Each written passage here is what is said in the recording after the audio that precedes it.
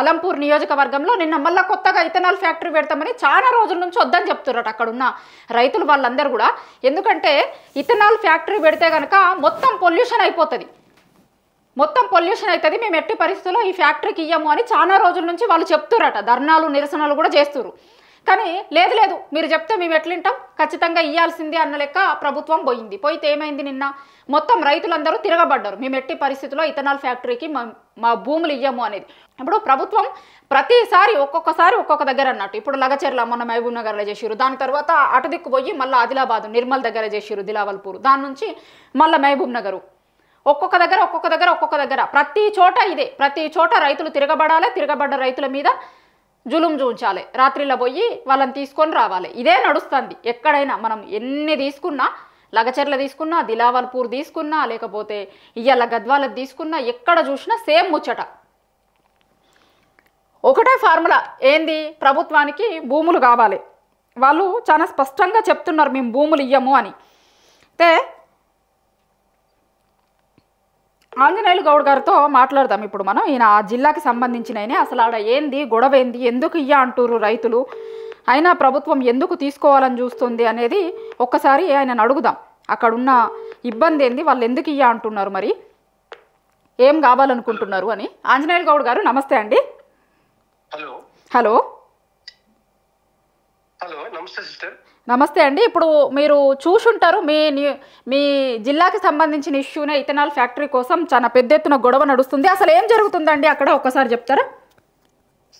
దుర్మార్గం సరిత గారు, రాష్ట్ర ప్రభుత్వ పెద్దలే, రాష్ట్ర అధికార పార్టీ నాయకులే ఇవాళ రైతుల మీద కుట్రపూరితంగా ఒక దమనకాండను ప్రయోగిస్తా ఉన్నారు. పెద్దదనవాడ గ్రామంలో, రాజోలి మండలంలోని 12 గ్రామాలు ఇవాళ చాలా భయంకరమైన పరిస్థితులు ఉన్నాయి, భయాందోళనలో ఉన్నారు రైతులందరూ కూడా.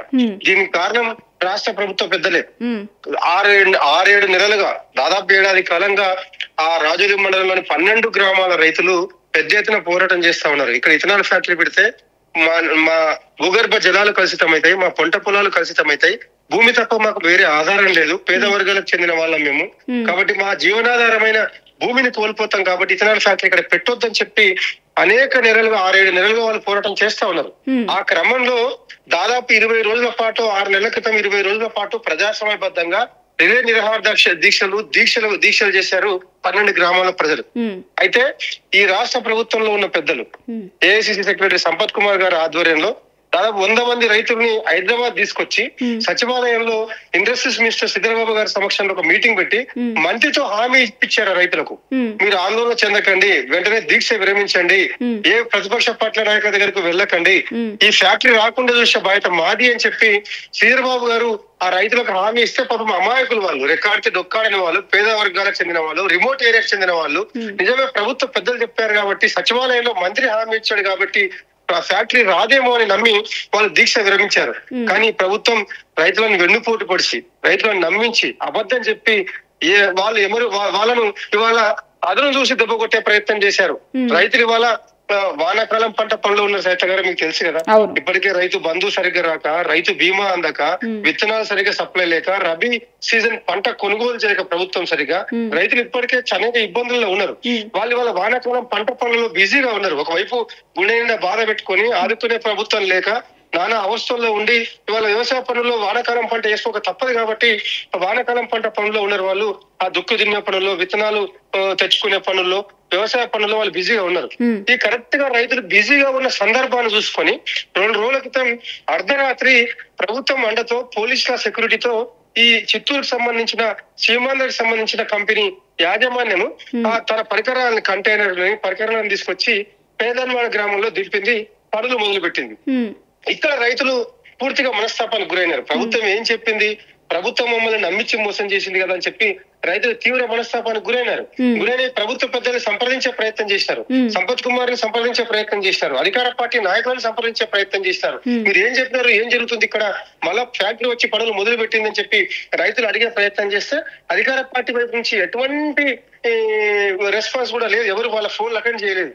దాంతో రైతులు తీవ్ర మనస్తాపానికి గురై అసలు మనమే వెళ్ళి ప్రజాస్వామ్యబద్ధంగా ఫ్యాక్టరీ యజమాని అడుగుదామని చెప్పి నిన్న ఉదయం దాదాపు 6-7 గ్రామాల ప్రజలు శాంతియుతంగా అక్కడికి వెళ్ళి ఆ ఫ్యాక్టరీ యాజమాన్యాన్ని కలిసే ప్రయత్నం చేసినారు.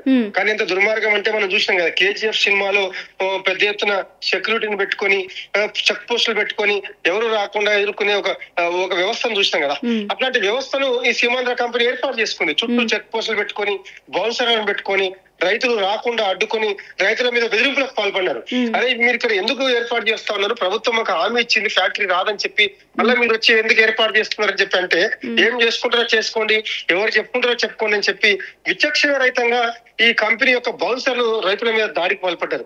అట్లా ఆ కంపెనీ బౌన్సర్ల దాడిలో మరియమ్మ అనే ఒక దళిత మహిళా రైతు తీవ్రంగా గాయపడింది.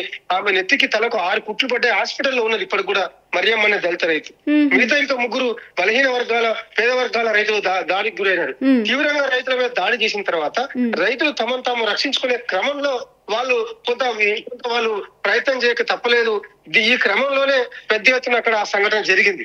రైతుల గుండెకు గాయం చేసి, రైతులు బాధకు గురి చేసి, రైతులు ఆవేశపడేటట్టు చేసి, రైతులు రెచ్చగొట్టే ప్రయత్నం చేసి, దాన్ని ఒక లా అండ్ ఆర్డర్ సమస్యగా చిత్రీకరించి రైతుల మీద కేసులు పెట్టి రైతులను జైలు పాలు చేసి ఆ కంపెనీ పనులకు వాతావరణాన్ని క్లియర్ చేయాలి, ఆ కంపెనీ పనులకు అడ్డంకులు క్లియర్ చేయడానికి కోసమే ఈ తంత్రాంగాన్ని అంతా రాష్ట్ర ప్రభుత్వం పకడ్బందీ స్క్రీన్ ప్లేతో నడిపించింది అన్నది ఇవాళ మనందరికి కూడా అర్థమవుతా ఉన్నది.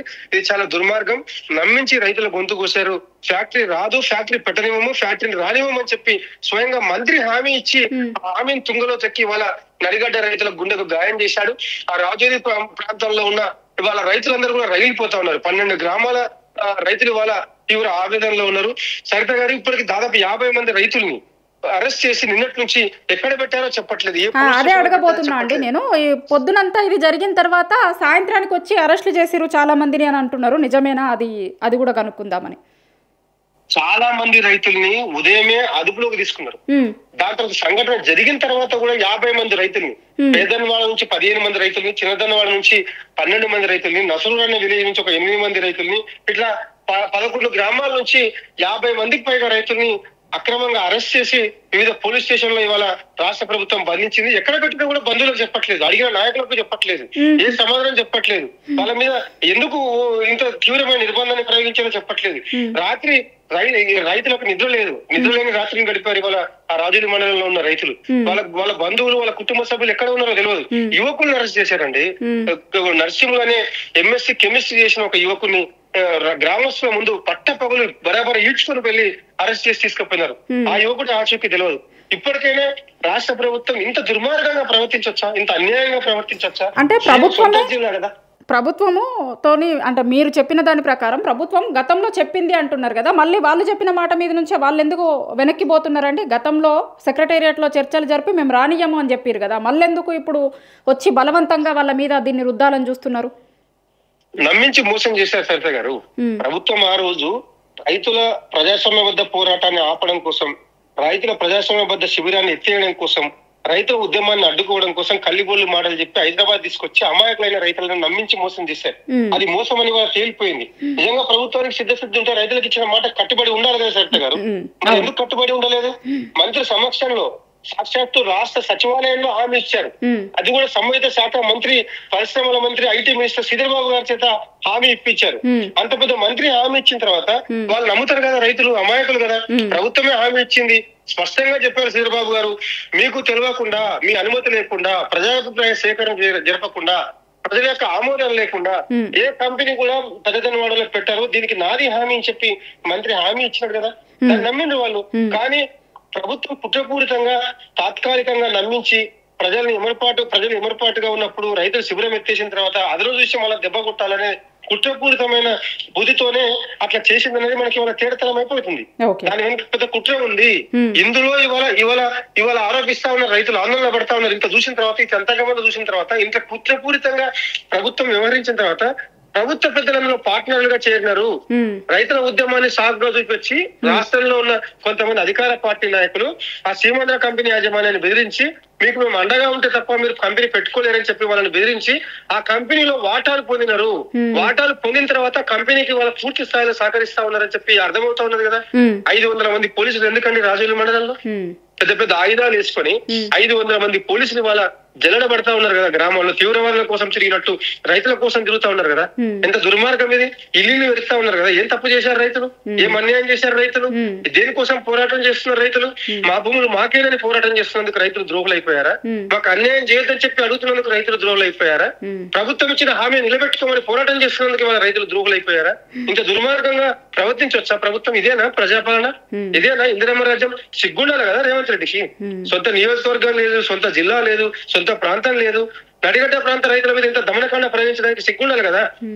24 గంటలైంది సరిత గారు, అధికార పార్టీ నాయకుల నుంచి ఒక్క స్టేట్మెంట్ లేదు. సంవిధాన శాఖ మంత్రి నుంచి గాని, ముఖ్యమంత్రి నుంచి గాని, అధికార పార్టీ నాయకుల నుంచి గాని, మంత్రుల నుంచి గాని ఒక్క స్టేట్మెంట్ లేదు ఇప్పటిదాకా. ఎందుకు వాళ్ళు స్పందించడం లేదు? రైతులు నిద్రలేని రాత్రులు గడుపుతుంటే మీ చెవికి ఎక్కడం లేదా? రైతులు ఆందోళన చెందుతుంటే, పోరాటం చేస్తా ఉంటే, ఇంత పెద్ద సంఘటన జరిగితే రాష్ట్రం అంతా ఉలిక్కిపడే సంఘటన కదా సరిత గారు. ఇంత పెద్ద సంఘటన జరిగితే కూడా ఎందుకు చీమకుట్టినట్టు కూడా రావడం లేదు వాళ్ళకు? దీన్ని చూస్తేనే మనకు అర్థమవుతా ఉన్నది కదా. ఈ తంతంగానే అంతా నడిపించింది, ఈ ఎపిసోడ్ అంతా నడిపించింది, దాన్ని శాంతి భద్రత సమస్యగా చిత్రీకరించే ప్రయత్నం చేసింది, కుట్ర చేసింది. దీని వెనుక రాష్ట్ర ప్రభుత్వ పెద్దల ప్రమేయం ఉందని మనకు అర్థమవుతా ఉన్నది కదా. ఇది దుర్మార్గం కదా, ఇది అన్యాయం కదా. దీన్ని అందరం ప్రశ్నించాలి కదా. అమాయకులు సరిత గారు, రాజోలి మండలానికి ఒక చారిత్రక నేపథ్యం ఉంది. అనేక ఇబ్బందులు పడ్డ మండలం అది, అనేక కష్టాలు పడ్డ మండలం అది. ఉమ్మడి ఆంధ్రప్రదేశ్ లో రాజోలి బండ డైవర్షన్ స్కీమ్ పేరిట రాజోలి మండలం నుంచి, ఆ ప్రాంతం నుంచి ఆ ప్రాంత రైతులకు రావాల్సిన నీళ్లను 60-70 ఏళ్లు సీమాంధ్ర ప్రాంతానికి తరలించుకుపోయినారు. నీళ్లు లేక, పొలాలకు నీళ్లు లేక వలసపోయి అనేక అవస్థలు, అనేక కష్టాలు పడ్డ ప్రాంతం రాజోలి మండలం. కేసీఆర్ గారి ప్రభుత్వం అధికారంలోకి వచ్చిన తర్వాత 10 నెలల్లో రాజోలి బండ డైవర్షన్ స్కీమ్ నీళ్లు అందడం కోసం తుమ్మిళ్ళ లిఫ్ట్ ఇరిగేషన్ ప్రాజెక్ట్ 800 కోట్లతో కేసీఆర్ ప్రభుత్వం తుమ్మిళ్ళ లిఫ్ట్ నిర్మించింది. దానివల్ల రాజోలి బండ, ఆ రాజోలి ప్రాంతం, రాజోలి డైవర్షన్ స్కీమ్ పరివాహక ప్రాంతంలో, తుంగభద్ర పరివాహక ప్రాంతంలో పొలాలకు నీళ్లు వచ్చినాయి. వాళ్ళు కొంత కూతురు పడ్డారు. దాంతో పాటు ఈ రాజోలి ప్రాంతాన్ని ఇప్పుడు ఏ 12 గ్రామాలు అయితే అల్లాడుతున్నాయో ఆ 12 గ్రామాలతో రాజోలి మండలం, ఒక మండలాన్ని ఏర్పాటు చేసింది కేసీఆర్ ప్రభుత్వం. రాజోలిని మండలం ఏర్పాటు చేసి వాళ్ళ పొలాలకు నీళ్లు ఇచ్చి, ఇప్పుడు ఎక్కడైతే పెద్దదన్నవాడలో సంఘటన జరిగిందో అదే పెద్దదన్నవాడలో 150 ఎకరాలని కేసీఆర్ ప్రభుత్వం ఇతర రైతుల దగ్గర కొని, ప్రభుత్వ భూమి అందుబాటులో లేకపోతే ఇతర రైతుల దగ్గర మార్కెట్ కు ధరకు కొని దళిత రైతులకు 150 ఎకరాలు పంచింది కేసీఆర్ ప్రభుత్వం. భూములు ఇచ్చి, నీళ్లు ఇచ్చి, అక్కడ రైతుల జీవితాలు పూతపడాలని, సమైక్యాంధ్రలో దగాపడ్డ రైతులకు న్యాయం చేయాలని కేసీఆర్ ప్రభుత్వం అనేక చర్యలు, రైతాంగ సంక్షేమ చర్యలు తీసుకుంది. కానీ రేవంత్ రెడ్డి ప్రభుత్వం ఏం చేస్తా ఉన్నది? ఏడాది నుంచి ఆ రైతుల దుఃఖం చూస్తా ఉన్నది కదా, రైతుల కంట కన్నీరు పెట్టిస్తా ఉన్నది కదా, రైతుల చేతులకు బేడీలు వేస్తా ఉన్నది కదా, రైతులకు అన్యాయం చేస్తా ఉన్నది. ఇది దుర్మార్గం కదా. సొంత జిల్లా పట్ల ఇంత అమానవీయంగా ప్రవర్తించొచ్చా రేవంత్ రెడ్డి గారు? దీని వల్ల ఈ రాష్ట్రంలో ఉన్న ప్రజలు అర్థం చేసుకోవాలి, మేధావులు అర్థం చేసుకోవాలి, అందరూ అర్థం చేసుకోవాలి, దీన్ని చెప్పి కొట్టాలని చెప్పి అందరూ కూడా విజ్ఞప్తి చేస్తా ఉన్నాం. థ్యాంక్ యూ అండి. Thank you sir.